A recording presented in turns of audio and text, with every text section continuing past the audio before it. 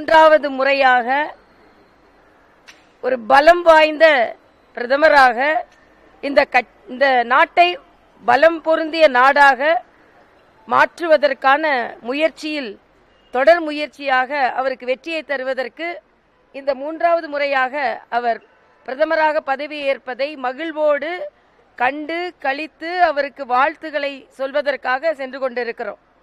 பாரதிய ஜனதா கட்சியை பொறுத்தமட்டில் மாவட்ட தலைவர்கள் முதற்கொண்டு அழைப்பு விடுக்கப்பட்டிருக்கிறது. இதுதான் பாரதிய ஜனதா கட்சி.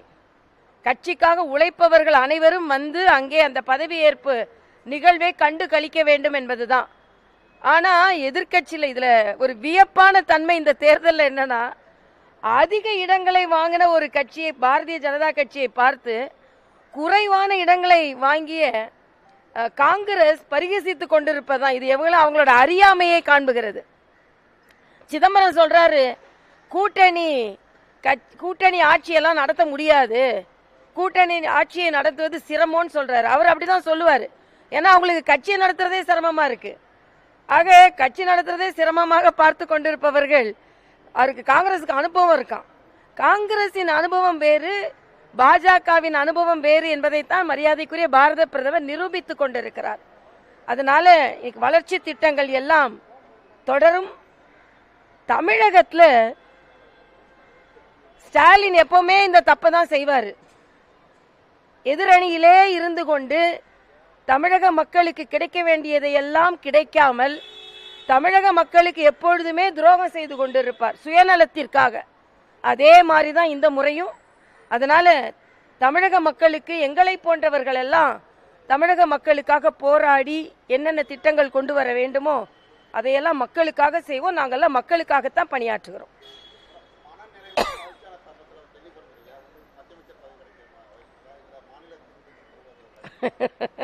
நான் எதையுமே எதிர்பார்த்து செய்பவள் அல்ல. நான் இப்போ ஒரு வேட்பாளரா, போட்டியிட்ட வேட்பாளரா, கட்சியின் சாமானிய தொண்டராக தான் நான் செல்கிறேன். நான் என்னோட வாழ்க்கையில், என்னோட அரசியல் வாழ்க்கையில் எதையுமே எதிர்பார்த்தது கிடையாது. கட்சி கொடுக்கின்ற அங்கீகாரம் தான் நான் பெரிய அங்கீகாரமாக பார்க்கிறேன். எல்லாமே நான் எப்பொழுதும் சொல்வதை போல ஆண்டவனிடமும் ஆண்டு கொண்டிருப்பவரிடம் விட்டு விடுகிறேன். அவ்வளவுதான். இப்போவே மகிழ்ச்சியாக தான் நான் இருக்கிறேன்.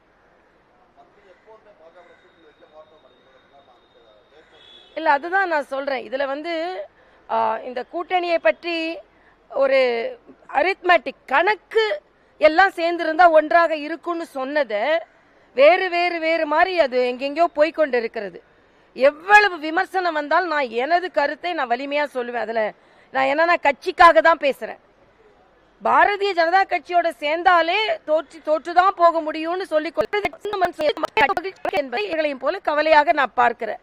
எங்களுக்கு இடம் கிடைக்கவில்லையே என்பதை விட எந்த பலனும் இல்லாமல் காங்கிரசுக்கும் திமுகவிற்கும் அதிக இடம் கிடைத்திருக்கிறது என்பதுதான் கவலை.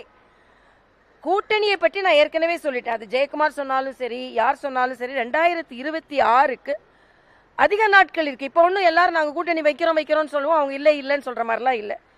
ஒவ்வொரு மாநிலத்திற்கும் அந்தந்த தேர்தலுக்கு ஒரு வியூகம் அமைக்கப்படும்.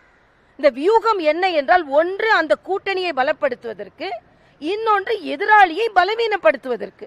ஆக வலிமையான கூட்டணி அமைத்து பாஜக போட்டியிடும், அதை கட்சி மேலிடம் முடிவு செய்யும். அவ்வளவுதான். எங்களோட விருப்பத்தை நாங்கள் சொல்லுவோம். ஆனால் மகிழ்ச்சியாக நான் செல்கிறேன். எந்த கருத்து சொன்னாலும் அதற்கு எவ்வளவு விமர்சனம் வந்தாலும் அதை பற்றி நான் கவலைப்படுவதில்லை. எனது குரலை ஓங்கி சொல்வேன். இன்றைக்கு எனது மனநிலை, மரியாதைக்குரிய பாரத பிரதமர் அவர்கள் இந்த நாட்டை இன்னும் 5 ஆண்டுகள் மட்டுமல்ல, இன்னும் வர ஆண்டுகளில் ஆளப்போகிறார் என்ற மகிழ்ச்சி என்னை உண்மையிலேயே மிகவும் மகிழ்ச்சி அடைய செய்கிறது.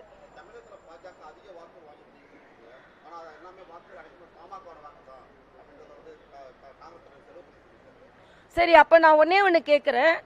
காங்கிரஸ் வாங்கினது எல்லாமே திமுகவோட வாக்கா? இதுல இதுதான் எனக்கு சிரிப்பா வருது. நிதிஷ் ஆட்சியா, நிதிஷ் கூட்டணி ஆட்சின்னு காங்கிரஸை சார்ந்த ஒருத்தர் சொல்லி இருக்கிறாரு பாஜக ஆட்சியை பார்த்து. அப்ப நகர் 28 பிட்டு துணியை வச்சு நீங்க ஒரு போர்வை போத்திக்கிட்டு ஒழுங்கா நடந்தவங்களை பத்தி நீங்க குறை சொல்றீங்க. இப்ப செல்வ பெருந்தகை பாஜகவிற்கு வந்த ஓட்டு பாமகவிற்கு ஓட்டுன்னா, காங்கிரசிற்கு வந்த ஓட்டு அனைத்தும் திராவிட முன்னேற்ற கழகத்தின் ஓட்டு. இதை ஸ்டாலின் மறுப்பாரான்னு நான் கேட்கிறேன். அப்படின்னா தனியா நின்றுட்டு போயிருக்க வேண்டியதானே. செல்வ பெருந்தகை தனியா நின்னா எந்த இடத்துலயும் டெபாசிட் வாங்கியிருக்க மாட்டாங்க. ஆக அப்படிப்பட்ட ஒரு கட்சியை வைத்துக்கொண்டு திராவிட முன்னேற்ற கழகத்தின் தோளில் ஏறிக்கொண்டு இன்னைக்கு பாஜகவை விமர்சனம் செய்வதற்கு அவருக்கு எந்த தார்மீக உரிமையும் கிடையாது. ஆக திமுகவால தான் அவங்க ஜெயிச்சாங்க. திமுக மட்டும் இல்ல, அவங்க கூட்டணி கட்சிகள்னால தான் அவங்க ஜெயிக்கிறாங்க. அதனால செல்வ பெருந்தகை அவரு எனக்கு சிரிக்கிறதா என்னன்னு தெரியல, அவ்வளவுதான். திமுக கூட கூட்டணி வச்சுக்கிட்டு 28 பிட்டு அதை வச்சுக்கொண்டு எங்களை குறை சொல்லி கொண்டு இருக்கிறார்கள். நாங்க எப்பவுமே பலமா தாங்க இருக்கோம். அப்படி பார்த்தா நாங்க தனியா நின்று ஒரு பரிசோதனை செய்யற அளவுக்கு கூட எங்களுக்கு துணிச்சல் இருக்குங்க. நீங்க அந்த பரிசோதனை செஞ்சீங்களா? இல்ல இல்ல, அப்புறம் என்ன பேசுறீங்க? அவ்வளவுதான். நீங்க ஒண்ணு பேசுவீங்க, நீங்க காமராஜர் ஆட்சி கொண்டு வரணும்னு. அன்னை இளங்கோவன் ஏற்கனவே காமராஜர் ஆட்சி இருக்கும் பாரு, அப்படியே போயிட்டு இருக்க வேண்டியதானே, அவ்வளவுதானே. இல்ல, அது நாங்க எல்லாம் பெருமையா பார்க்கிறோம். அதுதான் எங்க எல்லாரோட மகிழ்ச்சிக்கு காரணம்.